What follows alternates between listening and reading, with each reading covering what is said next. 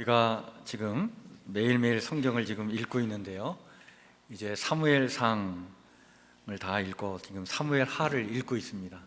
이번 주에 사무엘하를 다 읽고 아마 금요일부터는 열왕기상을 읽어 나가게 될 것입니다.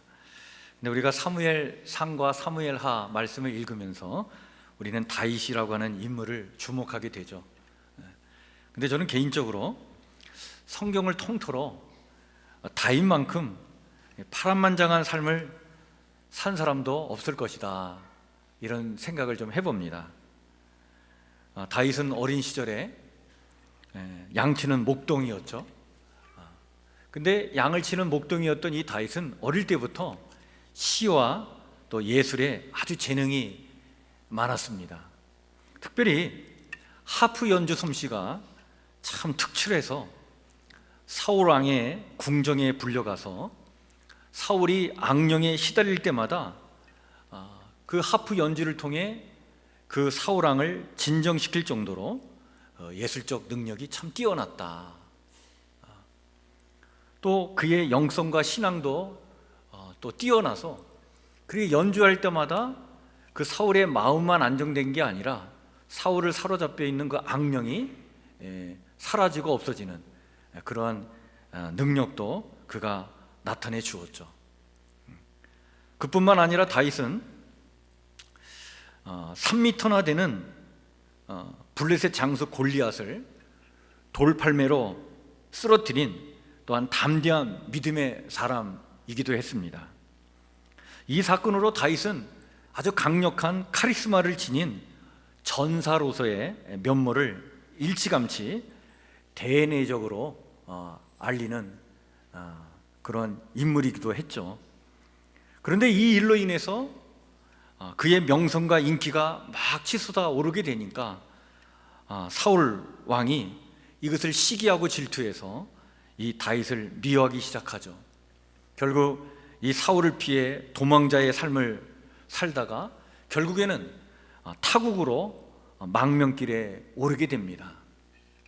그처럼 파란만장한 인생을 살았던 인물, 바로 다윗의 인생이다, 이렇게 봅니다. 다윗은 사울왕이 죽은 후에 12지파를 결속시켜서 이스라엘을 처음으로 통일 왕국으로 만든 그런 장본인이기도 합니다. 사실 이스라엘의 첫 번째 왕이 사울 왕인데, 사울 왕 때는요 사실 이스라엘 12지파가 하나가 되지는 못했어요. 이 다윗 왕이 통일 왕국을 이루기 전까지 이 12지파는 너무 지파별로 각각의 개성과 색깔들이 너무 강해가지고 사실은 하나가 되지 못하다가 다윗 왕 때에 통일 왕국을 이루게 됩니다. 다윗은 통일된 이 왕국을 이루기 위해서 수도를 예루살렘으로 옮기고 그 예루살렘을 차지해서 거기에 바로 다윗의 도성을 세울 뿐만 아니라 또한 하나님의 임재의 상징이었던 법궤를 그 예루살렘으로 옮겨와서 다윗의 도성뿐만 아니라 하나님의 도성이 되게 하죠. 그래서 정치와 종교의 중심이 되게 하고 나라 전체의 정치와 종교가 또 안정을 찾도록 그렇게 해서 국가 발전의 토대를 그가 만들게 됩니다. 그 이후에 계속되는 이웃 나라들과의 전투에서 계속 승리함으로 영토를 확장해 나가서 그는 통일 왕국의 융성한 국가를 이루게 됩니다. 말 그대로 황금 시대를 구가하게 되었던 거예요. 그런데 그의 나이 40, 그 불혹의 나이에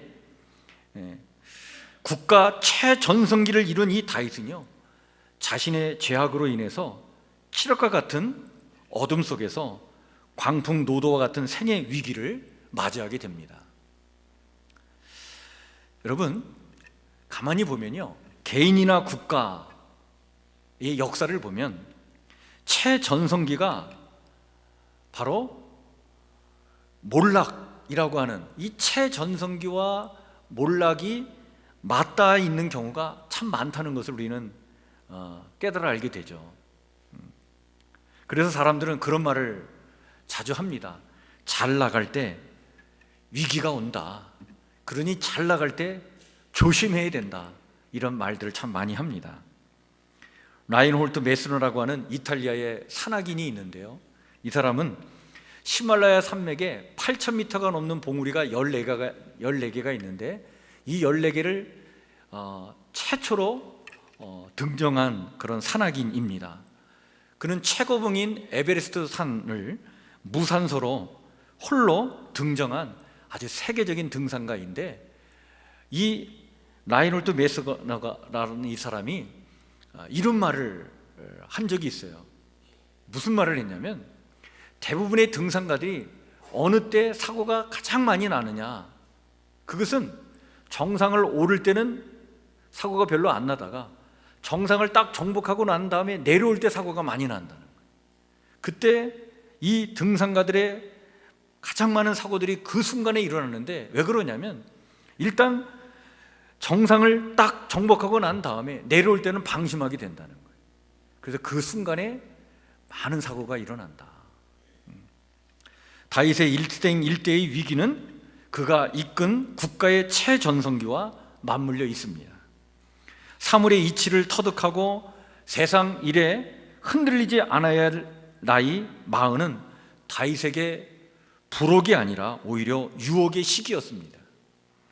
많은 공적에도 불구하고 다윗은 결정적인 잘못을 범함으로써 이후 그의 왕국에 짙은 어두움을 들이우게 되죠.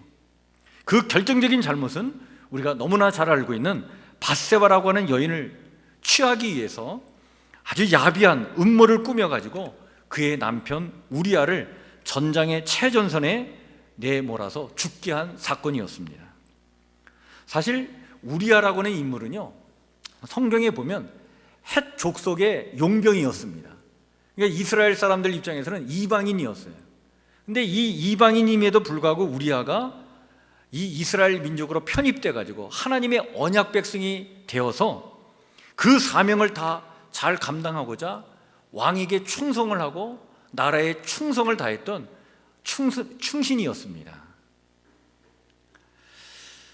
아마 이 우리아를 죽이고 밧세바를 취한 이 사건은요, 이스라엘 역사상 최대 스캔들이었다라고 볼 수 있죠.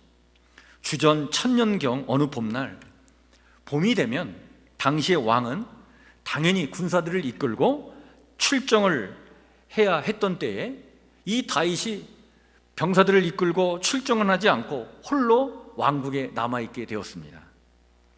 그날 저녁 즈음 잠을 이루지 못하고 사색에 잠긴 채 궁정 옥상을 이리저리 거닐고 있었던 이 다윗은요, 멀지 않는 곳 한 주택에서 목욕하는 여인의 모습이 그의 눈에 띄게 됩니다. 목욕하는 여인의 그 아리따운 자태에 시선이 꽂힌 다윗은 욕정을 주체하지 못하고 그 여인의 신상 정보를 캐내게 합니다. 알고 보니까 이 여인이 엘리암의 딸, 용맹한 군인 우리아의 아내 밧세바였다는 사실을 알게 됩니다. 여러분, 사무엘하 23장을 여러분들이 읽다 보면 사무엘하 23장에 어떤 이야기가 나오냐면 다윗의 측근 용사들 37명의 명단이 나와 있는 것을 보게 됩니다. 여러분, 다윗이 통일 왕국을 이루고 국가를 그렇게 번성케 한 그것은 자기 혼자의 힘으로 했던 것이 아니었어요. 그에게는 충신들이 있었습니다. 아주 용맹한 측근 용사들이 있었는데 그 용사들 명단 37명의 이름이 사무엘하 23장에 언급되어 있는데, 거기에 보면 그 37명의 명단 중에 엘리암이라고 하는 인물이 나오고요, 그리고 우리아라고 하는 이름도 언급되어 있는 것을 보게 됩니다. 이것을 볼 때 이 밧세바라고 하는 여인은 충신 중에 충신의 딸이었어요. 그리고 충신 중에 충신의 아내였습니다. 그러나 이미 욕종의 노예가 된 다윗은 자신의 권력을 남용하여 유부녀인 밧세바를 침상으로 끌어들여서 자신의 욕심을 채우고 맙니다. 이렇게 하여 이스라엘 역사의 최대 스캔들이 터지게 되었습니다. 그런데 나중에 이 여인이 임신한 사실을 알고서는 자신의 그 간통의 증거를 은폐하기 위해서 전쟁터에 있던 우리아를 불러들여서 그의 아내 밧세바와 동침케 하려고 하죠.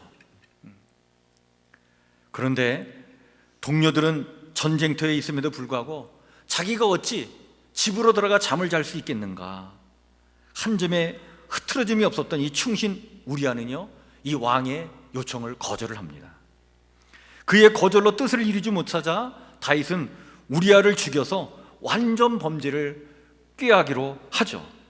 그리하여 최전방으로 이 우리아를 보내가지고 적의 화살에 맞아 죽게 합니다.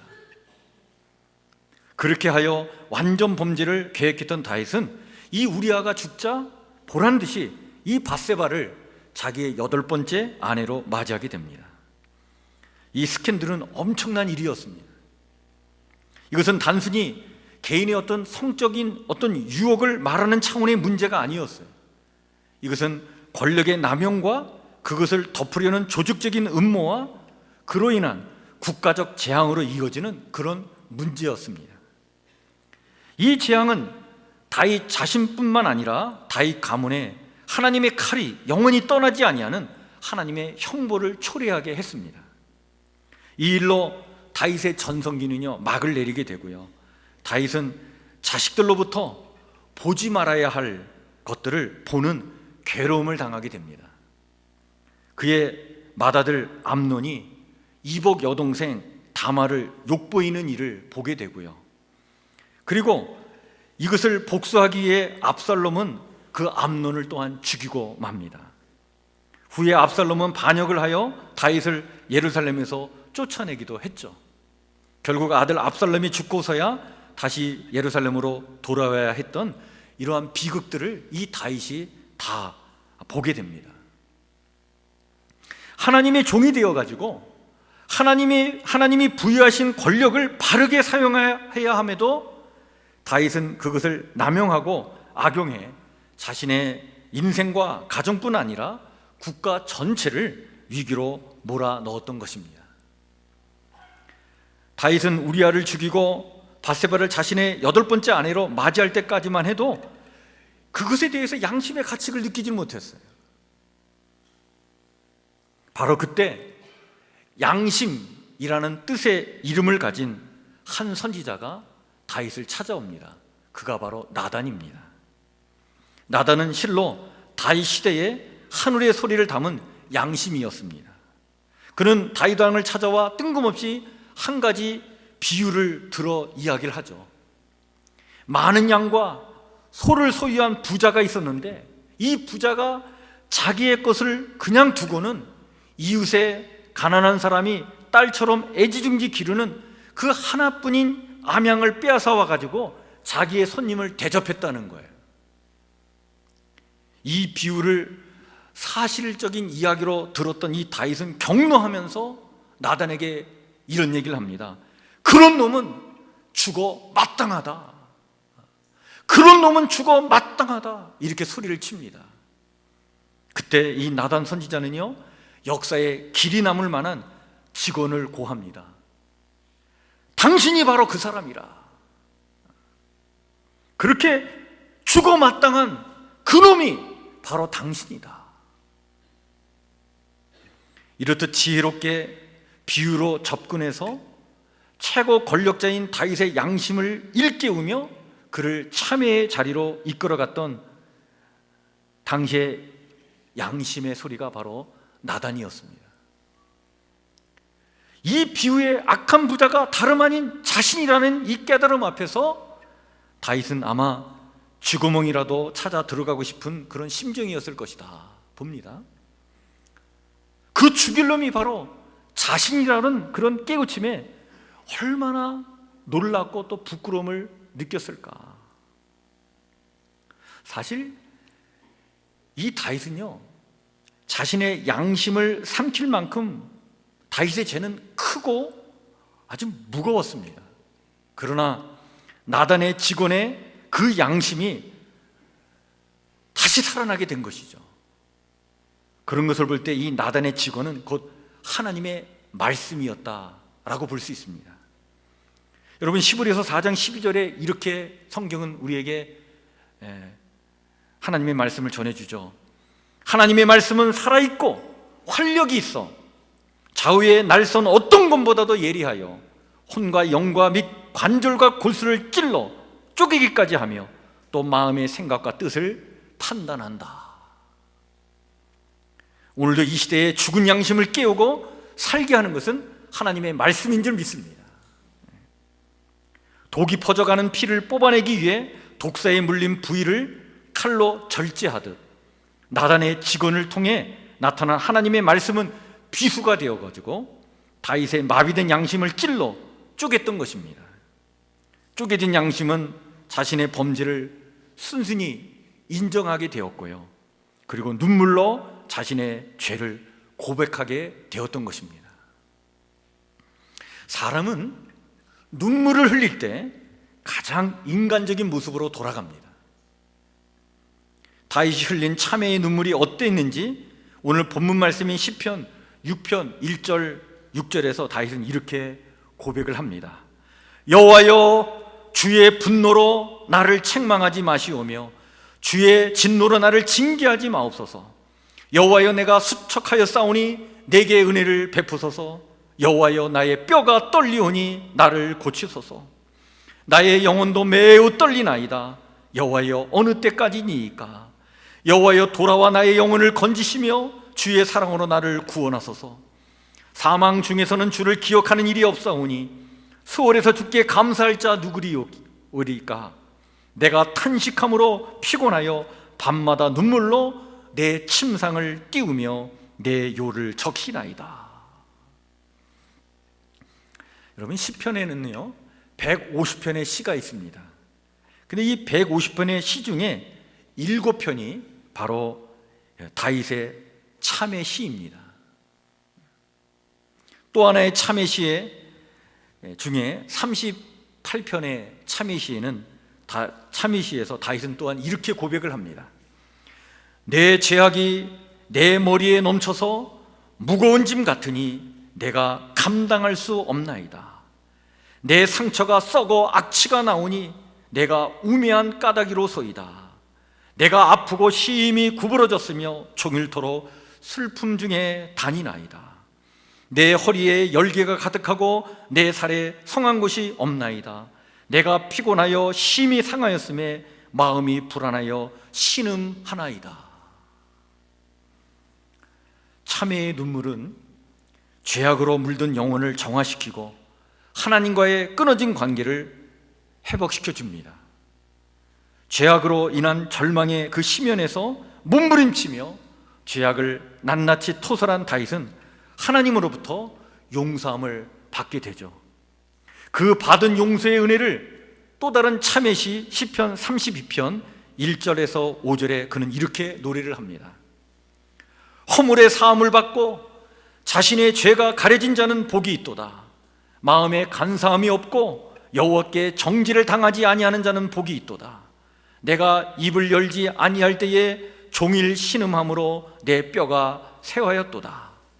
주의 손이 주야로 나를 누르시오니 내 진액이 빠져서 여름 가뭄의 마름같이 되었나이다.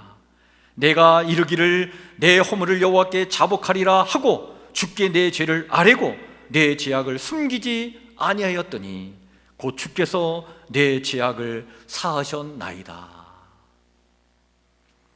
이렇게 하나님으로부터 용서를 받은 다윗. 그런데 여러분, 피해 당사자인 밧세바는 어떻게 했을까요? 어찌 보면 밧세바에게 이 다윗은요 철천지 원수였을 거예요. 자신을 욕보이고 남편 우리아를 죽였으니 이런 원수가 어디 있겠습니까? 그러나 회개의 눈물을 진정으로 흘리는 다윗을 밧세바는요 용서하고 사랑으로 받아들입니다. 이것을 알 수 있는 말씀이 사무엘하 12장 24절에 나와 있는데 성경에 보니까 이렇게 기록되어 있습니다. 다윗이 그의 아내 밧세바를 위로하고 그에게 들어가 그와 동침하였더니 그가 아들을 낳음에 그의 이름을 솔로몬이라 하니라. 이 사무엘하 12장 24절 말씀이 기록된 그 배경은 어떠한 그 상황이었냐면 이 다윗이 밧세바를 임신시켰는데 하나님은 이 다윗의 죄에 대한 심판으로 그 아이의 생명을 걷어가십니다. 그래서 이 밧세바가 임신하여 그 낳은 아들이 얼마 안 있다가 이 아들이 죽고 말아요. 아이를 잃고 슬퍼하는 이 밧세바를 다윗이 다시 위로했고, 그리고 둘이 다시 사랑을 나누어 솔로몬을 낳았다라고 하는 말씀입니다. 여러분, 보통 남녀 관계가 감정적인 어떤 유대감이 없고 또 서로 미워하고 적개심을 갖고 살다가 자신들의 관계를 그나마 이어지고 있는 자식이 죽게 되면 그 관계 또한 지속되지 못하고 깨지는 경우가 대부분입니다. 그런데 이 다윗과 밧세바의 관계는 그렇지 않았다는 거예요. 오히려 자식을 잃은 그 슬픔을 위로해 주며 더욱 사랑이 깊어갔다는 것은 이미 이전에 다윗의 그 진정한 회개의 눈물을 밧세바가 사랑으로 용납하고 받아들였음을 말해주고 있는 것입니다. 사악하기 그지없는 이 죄인이었던 다윗을 보면 용서할 수 없었겠지만 하나님 앞에 회개하는 한 인간을 하나님의 그 큰 사랑의 그 품으로 끌어안아 주었던 여인이 바로 밧세바였습니다. 그런 의미에서 밧세바는 참으로 사랑이 많았던 그런 여인임에 틀림없다. 이렇게 참회의 눈물은 우리의 인간됨과 우리의 신앙과 영성을 가늠하는 그런 바로미터이기도 하죠. 눈물이 흐른다는 것은 아직 그의 영성이, 그리고 그의 신앙이, 그리고 그의 인간됨이 고갈되지 않았다는 증거입니다. 교부 시대의 위대한 사상가였던 성 어거스틴은요, 그가 하나님을 떠나 살다가 회개하고 돌아와서 참회록을 쓰게 되는데, 그 참회록에서 그는 자기가 32살의 나이에 흘린 자신의 참회의 눈물에 대해서 이렇게 고백을 합니다. 내 영혼 깊숙이 숨겨져 있는 내 인생의 비참함이 그대로 내 눈앞에 드러났고, 강한 폭풍이 내 영혼을 흔들더니 눈물이 폭우처럼 쏟아지기 시작했습니다. 나는 홀로 조용히 통곡하고 싶었습니다. 알지도 못하는 사이에 무화과나무 아래 엎드렸고 내 눈에서는 눈물이 폭포처럼 흘렀으니 그것은 하나님이 기쁘게 받으실 신령한 제사가 됐습니다. 어거스틴의 고백처럼 눈물은 하나님이 기뻐하시는 신령한 제사입니다. 다윗은 또 다른 참회시 시편 51편 7절에서 이렇게 고백을 합니다. 하나님께서 구하시는 제사는 상한 심정이라. 하나님이여 상하고 통회하는 마음을 주께서 멸시하지 아니하시리이다.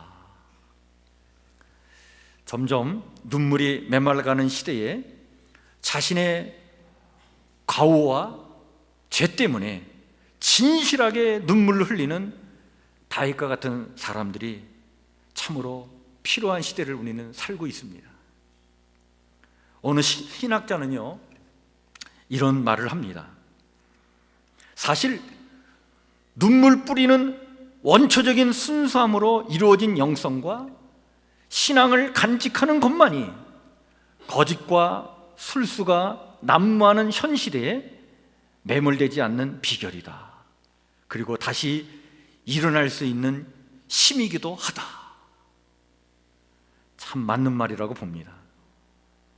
진실되게 눈물을 흘린다는 것은 우리를 다시 일어나게 하는 것이고, 우리를 거짓과 술수가 난무하는 이 시대에 매몰되지 않도록 우리를 구원하는 힘이 바로 그 진실의, 그 참회의 눈물에 있는 것이죠.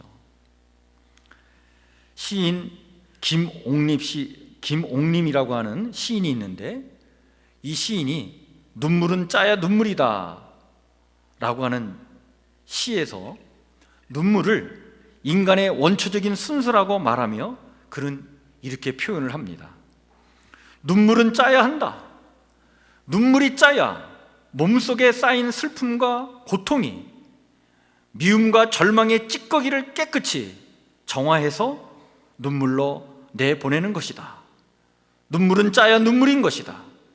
한껏 울고 나면 가슴이 후련해지는 것은 마음이 맑아졌기 때문이다. 눈물을 부끄러워하지 말라. 눈물 많은 사람은 그만큼 마음이 맑다는 것이다. 눈물은 진실할 때만 보일 수 있는 인간의 원초적 순수다. 여러분, 다윗이 그 엄청난 죄를 짓고 인생 후반기에 참으로 못 볼 것을 봐야 하는 그 처절한 고통의 시간을 지냈지만 다윗에게는 그 원초적 순수가 있었던 것입니다. 그 눈물, 그 참회의 눈물, 바로 그것이 있었던 것이죠. 그것이 다윗을 다시 살게 했던 것입니다.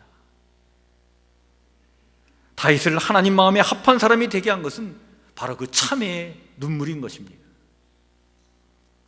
눈물은요, 그런 의미에서 보석과 같이 귀한 것입니다. 눈물은 마음과 가슴의 언어입니다.